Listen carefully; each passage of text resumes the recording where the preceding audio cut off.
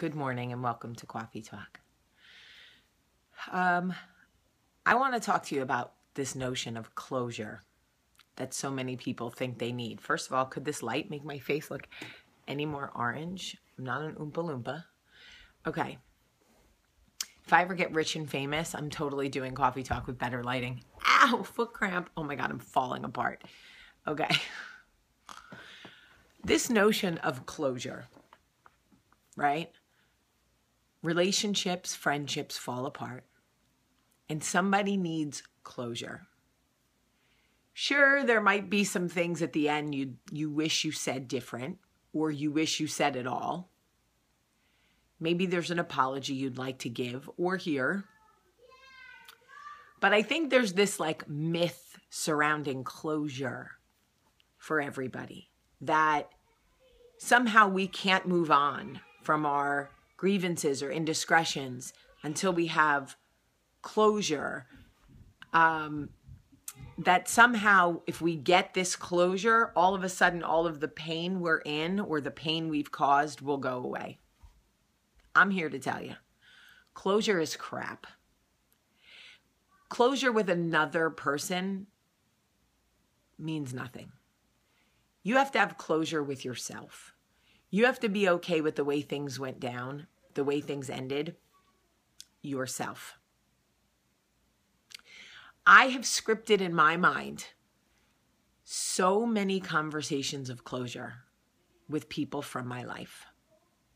Literally scripted them with Hollywood music in the background and how they would apologize for the way that they treated me or say to me, Jamie, you really were the best thing that ever happened to me. I'm so glad you tortured yourself and let me disrespect you for 2 years, because what it proved to me was you really are a martyr for love. Look, I never got any of that, and I wasn't going to get any of that. And the truth is, a lot of times when we walk away from people, they don't really see the error of their ways. A lot of times we think removing ourselves from the situation that they will. But if they are emotional vampires or narcissists, users or manipulators, whatever, and unless they've done the work to change themselves, there will be no closure that is satisfactory to you because they are still who they are. So you're not going to get this profound ending that you're looking for. For some reason, we've created this fantasy world of closure. I never got closure. I just need closure. Now, it's different. If someone dies, totally different. I don't have closure with my dad. It drives me insane. I've had numerous conversations in my mind about what I would say to him. Totally different. But 9 times out of 10, when something ends, nothing you say after the dust settles is going to make it any different. Whatever grieving process you have to go through, you have to go through. It's part of your journey.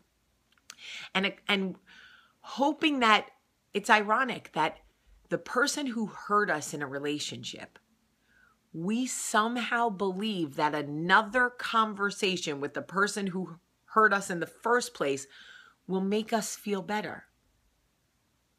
It won't.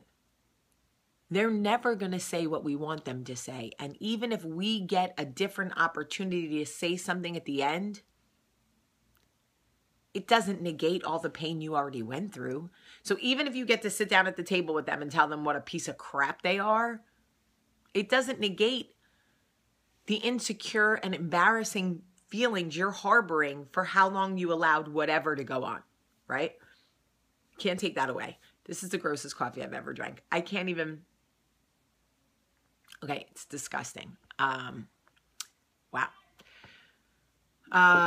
The definition of closure that we're looking for almost never happens. This is not a George Clooney movie. And that's the truth.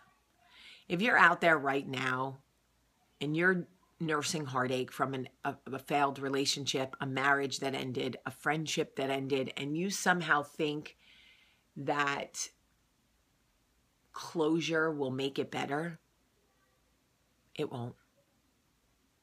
I've been there. I've tried. it actually sometimes makes it worse. Not all the time, but sometimes. Because we think we're healed enough to sit down and have that conversation. And then when we don't get the reaction we want or we need, it opens all those wounds again. And we become enraged that we even gave them a chance to sit down with us again. And then we get angry at ourselves and self-loathing. Like, why did I even have this conversation with you? Because, like, shocker, you're still a piece of crap. Same thing with friendship. You want closure with a friend. People write me all the time and say, she walked out of my life.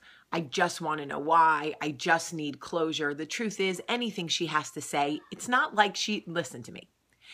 It's not like she's going to say something to you and you're going to go, oh, yeah, you were smart to walk away from me.